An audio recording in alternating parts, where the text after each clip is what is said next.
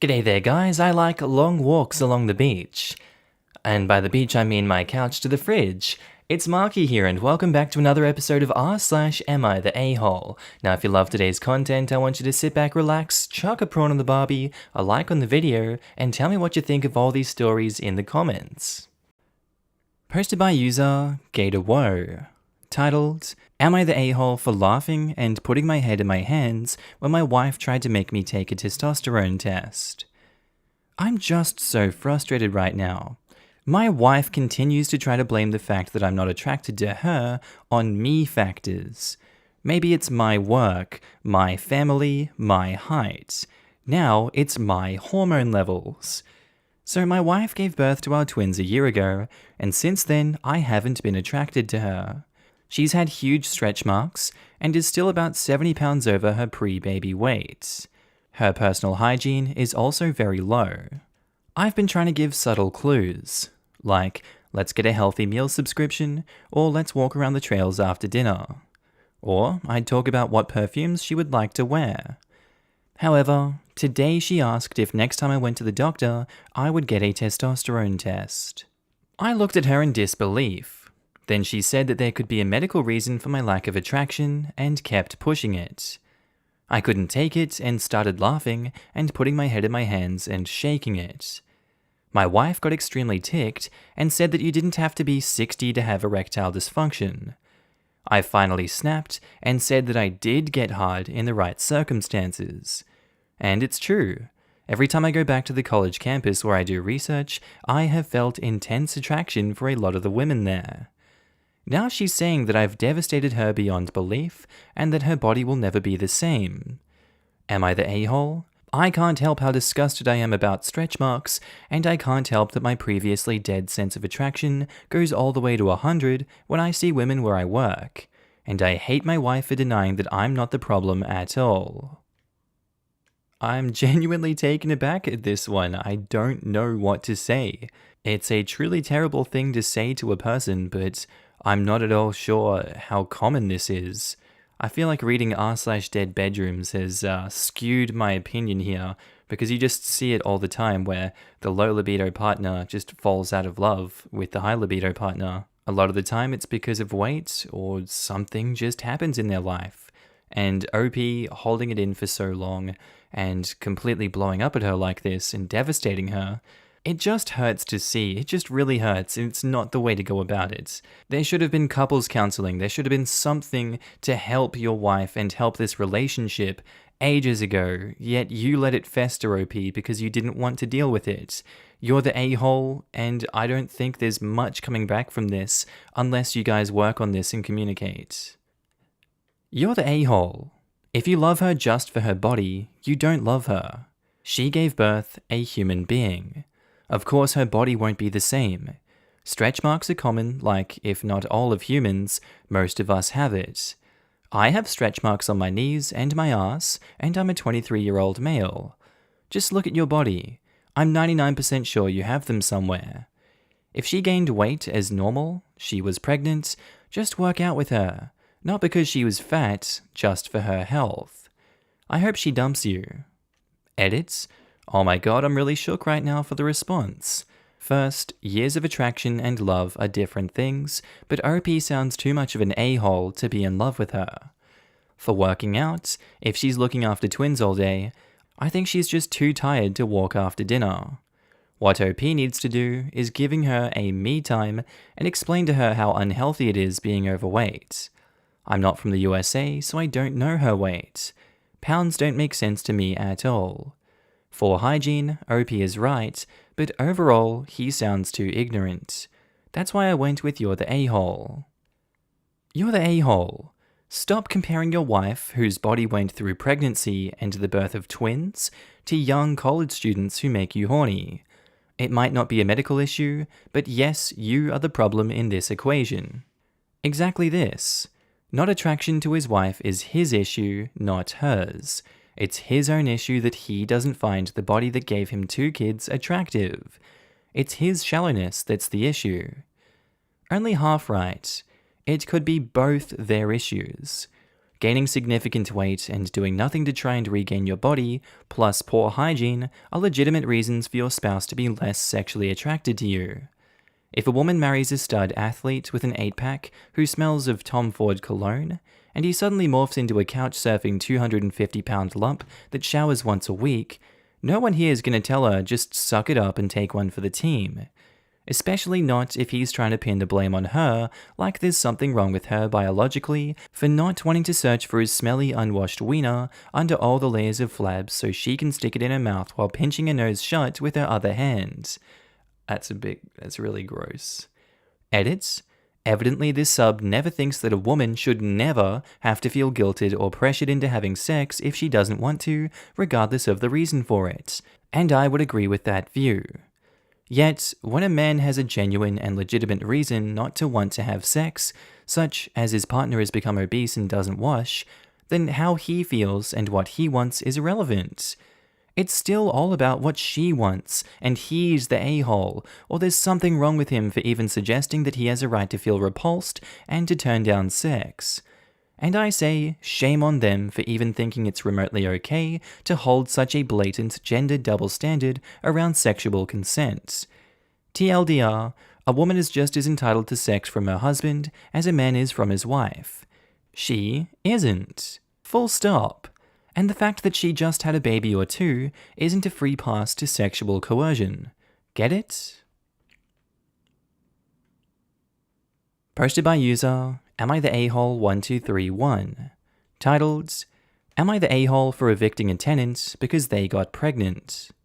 Yes, I know the title sounds awful, but please do hear me out before making a judgment. I will accept whatever judgment I'm given. I, 30 male, purchased a 3-bedroom condo in Toronto, Canada, 5 years ago when I was in my second year of medical residency. Soon after the purchase, I rented one of the rooms to my roommate, female 29, to offset the costs of the mortgage. I live in one room, she lives in the second, and the third is my study/office. She has been a great roommate from the beginning. We aren't necessarily friends, as in we don't do things together for fun, but we get along exceptionally well. The entire roommate/tenant relationship has gone swimmingly up until recently. A couple weeks ago, my roommate broke the news to me that she's pregnant. The father was a fling of hers who does not want anything to do with the child. My roommate has decided she wants to keep the child anyways and raise it on her own. To me, that seems like a huge challenge, and I admire her for it. The issue is, while I don't necessarily dislike children, I have no desire to live with a baby. While the condo is a fair size, I will most definitely be woken up by the baby's cries at night. My condo is also where I like to come home and to relax, like a haven after a long workday. And the idea of coming home to a baby honestly seems absolutely chaotic, especially since this isn't my own child, i.e., one that my girlfriend and I decided to have and was mentally prepared for. As difficult as it was for me to do this, I told her essentially what I've written here, and that it would be best if she finds somewhere else to live. I am not rushing her out or anything like that. I have given her 6 months' notice, since any later than that will come too close to the birth. She was honestly quite taken aback by this, and thought that I was being cruel. Her primary concern is that rent has gone up substantially in the city since she signed on with me. I haven't increased her rent since she's moved in, so she's essentially paying 2015 rent. She works as a waitress, and will likely need to find a lesser apartment to keep within the same budget. A couple of other considerations are that she was out of work while restaurants were closed, but I did waive her rent for that period. All of the furniture is also mine, aside from her bedroom, so she would need to figure something out on that front as well, aside from all the child expenses. I understand her position, and I feel horrible about the situation, but I honestly can't do it. Am I the a-hole for this? It's a very hard situation there, and getting pregnant is a very hard situation, as we see many, many times throughout this subreddit. Props to her for keeping the baby, but that comes with its own challenges, and one of those challenges is that you can't live with OP anymore. It's too much of a disruption. I can't personally fault OP for not wanting to have such a disruption in his home environment. It's his house, his rules, Sometimes you just have to make hard decisions like this, and it's unfortunate that it's having such an effect on the friend, but that's life sometimes. So basically, yeah, not the a-hole. Edit. Thank you to everyone who has commented. There have been 2 great suggestions on how I can make this situation better, which I have taken to heart. I haven't been able to give life much thought lately, as work has been quite busy. Firstly, I have a friend in real estate, and I'm going to see if they can help her try to find some affordable listings. Secondly, as I don't plan to take on another tenant after her, and can afford to do this anyway, I have decided I'm going to waive her rent for the remainder of the tenancy. This will hopefully give her a bit of a boost to get on her feet. Edit 2, I'm just checking this for the first time today. My god, I was not expecting anywhere near this many replies. Thank you to everyone who has commented. I am about to head into surgery, but I will do my best to get back to as many people as I can later today. Edit 3/update. I am honestly overwhelmed by the amount of attention this has got. Thank you to everyone that commented regardless of your opinion. I also have an update on the situation, and I wish everyone that's commented so far could receive a notification to read it. So firstly, to anyone asking about the legality of the matter, I consulted an attorney to be 1000% sure, and this is perfectly legal. Since I live in the units, the eviction laws are much more lenient. Secondly, to anyone that said I should allow her to live with me anyway, I challenge you to consider what the alternative would be. If this doesn't happen now, then when? Her baby will become a toddler, and a toddler eventually becomes a school-aged child. Will it really be any better to do this later on? Or do you suggest that I let her raise the child here until they are 18? And finally, the update. When I came home from work today, I told her that I wanted to discuss the overall situation. Before I even began, she actually apologized to me for how she spoke to me, and for expecting that I would be okay for her to raise her child here. I told her that her apology is totally unnecessary, as her reaction was completely understandable considering the uncertainty of her future. I then told her what I told all of you, that I would waive her rent for the remainder of her stay to help her get on her feet. She pushed back on this at first, but after I urged her to think of her child, she graciously accepted. Aside from this, I also told her about my friend who could help her out with finding some affordable listings in the area. I thought I might be overstepping there, but she was actually extremely thankful and said that she would take me up on there. And finally, I want to thank user Tutti Peachy Fruity for probably the best piece of advice that I've read. I'm sure there are many more people that I should be thanking, but I honestly don't think I'll be able to read everything here. This was that I could help her obtain a more reliable work position at my hospital. Nothing fancy, as she doesn't have any schooling, but it will be more secure than waitressing. And once you're in, there's always ways to work your way up. There would also be benefits and maternity leave that I don't think restaurants usually offer. This was probably my biggest risk of overstepping, but when I mentioned the idea to her, she was actually over the moon. Tears were shed. I do agree that I acted in self-interest here, so I think it's the least I can do to make sure this soon-to-be mother and child have some sense of security in their lives. Thank you again to everyone. Posted by user Remarkable Hat 5646, titled, Am I the a-hole for condemning my cousin for having an OnlyFans account? Throwaway. I, 26 male, stumbled upon pictures of a girl who looked remarkably like my cousin, 20 female. There was information for an OnlyFans account, and to confirm it was her, I bought temporary membership so I can see the pics, screen cap them for evidence, and delete my account. Unfortunately, it was her. I confronted her and told her what I discovered. She was horrified as expected, and after the initial shock wore off, she tried to defend herself, saying that it helps pay some of her bills. I told her that there are plenty of honest ways to make money instead of being a virtual escort. She called me disgusting for confronting her like this, but I told her that I was looking out for her. My reasoning is that if future employers discover this, there's a good chance she will lose employment. I made an ultimatum to her. Delete her OnlyFans account, or I will show her parents, my uncle that I am close to. The ultimatum is still going, and we had a huge fight afterwards. I might be the a-hole for condemning her like this, but I think I'm looking out for her best interests since people can use this as blackmail against her. I think you need to mind your own business, OP. She's an adult. She can make decisions for herself. If she wants to make an OnlyFans account, that's her prerogative. It's kind of messed up that you went in there, paid for it, screen capped it all as evidence to then blackmail her. It's crazy how you're looking out for her best interests for people that could blackmail her by blackmailing her. Really weird logic there, isn't it?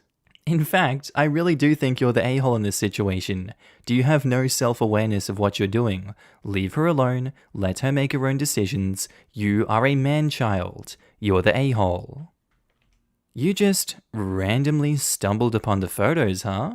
While you were, what? Looking at autumn garden plants? Finding this week's devotional? Tutoring underprivileged kids over Zoom? You're the a-hole and a hypocrite. Exactly this, and so is anyone else who consumes porn while degrading sex workers. Yes, I just saw a guy joking that an acceptable first date screening question would be to ask the girl if she had an OnlyFans. So he'll ask an extremely offensive question to a woman, sex worker or no, but after she throws her drink in his face and walks out on him, he'll go home, open up a porn tube, and jerk off to sex workers for free. Misogyny is totally dead though, guys. Massive, massive, massive, you're the a-hole, OP. You're the a-hole. You are the one using it as blackmail against her. What is it with men always feeling like they're the co-owners of the vaginas of their family members? She is an adult. She can do what she wants, and while I don't really like this either, I have no concern over it. And I would certainly not take the ultimatum from a hypocrite Mitch who goes looking through OnlyFans profiles to get some fun and spit on the women who are trying to get some money from it. You should respect them if you appreciate their work. Posted by user Wet Socks. Titled, Am I the a-hole for making a box of things my partner can't touch? Hahaha, please stop sending me death threats, you goofy goobers. I'm on mobile and don't use Reddit often, so apologies for formatting. Anywho, my 20 female, partner 24 male, loses everything. You hand him a $100 bill, walk away for 5 minutes, and he's digging through everything trying to find it. It's kinda cute sometimes, but others it really gets on my nerves. Today, 2 things got on my nerves bad. Thing number 1. I have one very specific lighter that was my parents' last gift to me before they separated. It's a refillable one with a custom case on it. I always set it in the same place after smoking a cigarette. This morning, I get up to smoke and it's gone. I flip our whole apartment upside down before calling him in a panic. He tells me he used it this morning, but can't find it in the car and he has to go to work. If this thing is lost for good, I'm gonna freak. Thing number 2, I have lupus and early stage rheumatoid arthritis, and my meds are just gone. I know he took an allergy pill this morning and took everything out of the medicine cabinet. Now my 2 most important medications and as needed sleeping meds are nowhere to be found. I got fed up, so I ran over to the dollar store and got a box and put a few other important things in there. I sent him a picture and said, once I find my lighter and my medications, everything in this box isn't to be touched. He texted back saying how it was humiliating that I even went and did that. I'm overreacting, and I'm being a bully to him for something he isn't doing intentionally. His best friend, whom he works with, now has also texted me saying I'm making a big deal out of nothing. So Reddit, am I the a-hole for setting aside a box of things that he isn't allowed to touch due to him losing incredibly important items of mine? ETA, I oversimplified my text to him in the post, cause it was actually kinda long, and I don't want my post to be too long. What I actually said was as follows. Hey love, your phone's probably off, but on break we can talk at length about this. I know you didn't mean to displace my stuff, but unfortunately, this time it's a sentimental item and medications that determine my functionality. So I feel like we have to have some kind of solution here. It's not ideal, as I like that we share most things, but this has become more serious. I ran to the dollar store and picked up this box, and I want you to know, if it's in this box, it is incredibly important and cannot be lost. So please don't touch it unless I ask you to. Besides this, I hope you have a lovely day obtaining that frickin' grain, and I believe my dad is bringing you lunch today. Love you. ETA 2, since it's the most commonly asked question, I'll address it directly in this post. He's not officially diagnosed with an attention disorder, but I have higher functioning ADHD, and I've noticed a considerable amount of my own symptoms in his mannerisms and behaviors. I only haven't brought it up because 1, he doesn't have insurance at the moment, and 2, I try not to bring up potential diagnoses, as my mum was a bit of a pill pusher and borderline Munchausen by proxy with me, and it feels almost like a violation of myself when I do it to other people. However, a local clinic does free mental health screenings, and we will be going to get him evaluated on Saturday. Thank God they're open on Saturdays. Updates. Alright, Internet, here's where things are sitting now after a 20-minute phone call. As soon as I answer the phone, he's apologizing. He found the lighter in his jacket pocket, and my meds are in fact behind the toilet. He will be retrieving them when he gets home and has offered me a back rub. I have accepted his offer. I ask why he got defensive with me. He apologizes again and said that he had just gotten to work and was already running late, and the stress of being late combined with being called out just irritated him for a minute. He wanted to text back and apologize as soon as he clocked in, but cell phones aren't allowed on the floor, which I knew. His friend texted me because he received a brief explanation as to why my partner is flustered and irritable with little to no detail. He actually thinks the box is a really good idea, and suggests we have one for every room. More apologizing, and then I hear his boss call him over, so he has to go. I love yous, and we hung up. It was a misunderstanding early in the morning after a stressful start. I'm fine with the result of the phone call.